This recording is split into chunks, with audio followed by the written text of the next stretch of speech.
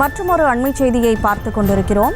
நாடாளுமன்ற மக்களவை பொதுத் தேர்தல் நடந்து முடிந்திருக்கக்கூடிய சூழலில் தற்போது தேர்தல் தோல்வி தொடர்பாக இரண்டாவது நாளாக இபிஎஸ் ஆலோசனை மேற்கொள்வதாக தகவல் வெளியாகி இருக்கிறது. முழு விவரங்களோடு செய்தியாளர் லதா இணைப்பில் இருக்கீங்க. வணக்கம் லதா. எந்தெந்த மாவட்டங்கள் தொடர்பாக தற்போது அவர் ஆலோசனை மேற்கொள்கிறார்? முழு விவரம். வணக்கம்.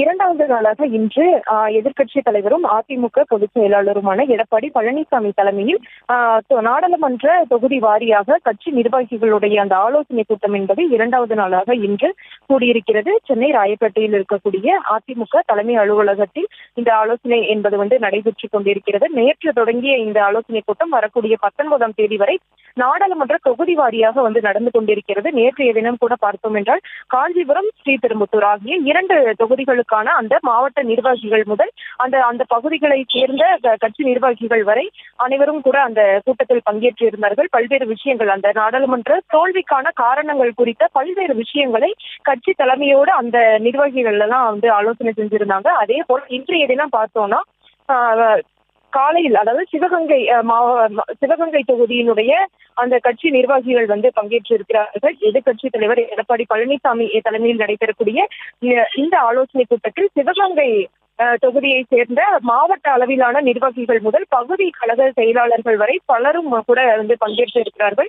நாடாளுமன்ற தோல்விக்கான காரணங்கள், என்ன மாதிரியான காரணங்கள் எல்லாம் நாடாளுமன்ற தொகுதிகள் இருந்திருக்கிறது உள்ளிட்ட குறித்து ஆலோசனை செய்து அதை எப்படி சரி செய்வது உள்ளிட்டவை தொடர்பாக அந்த ஆலோசனையில் மேற்கொள்ள இருக்கிறார்கள். நேற்றைய தினம் கூட பார்த்தோம் என்றால் அந்த ஆலோசனை கூட்டத்தில் பங்கேற்று இருந்த கட்சி நிர்வாகிகள் பல்வேறு விஷயங்களை எடப்பாடி பழனிசாமி முன்னிலையில் வைத்திருந்தார்கள். முக்கியமாக கூட்டணி வலுவாக இல்லை உள்ளிட்ட பல்வேறு விஷயங்களை கூட அவர்கள் வைத்திருந்தார்கள். அதற்கு எடப்பாடி பழனிசாமி வரக்கூடிய தேர்தலில் 2026 தேர்தலில் வலுவான கூட்டணியை அமைப்போம் என்றும் பாஜகவோடு கூட்டணி கிடையாது என்று அவர் கூட திட்டவட்டமாக தெரிவித்திருந்தார். இப்படி பல்வேறு விஷயங்களானது ஆலோசிக்கப்பட்டு இருக்கக்கூடிய நிலையில் இன்றைய தினமும் பல்வேறு விஷயங்களை அவர்கள் கலந்து ஆலோசிக்க இருக்கிறார்கள்.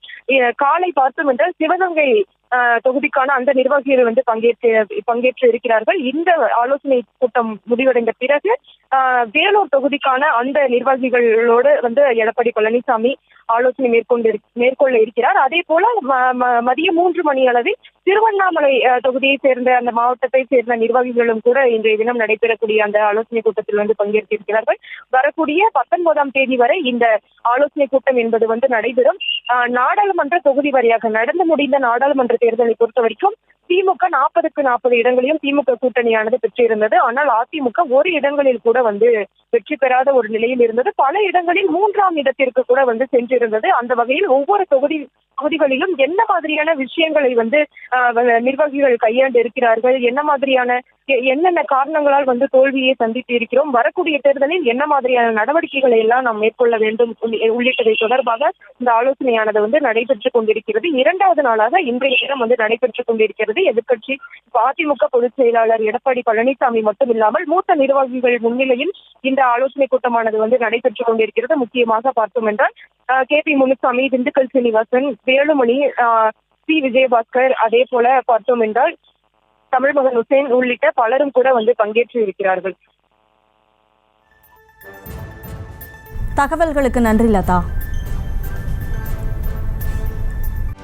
செய்திகளை உடனுக்குடனும் துல்லியமாகவும் தெரிந்து கொள்ள சப்ஸ்கிரைப் பண்ணுங்க.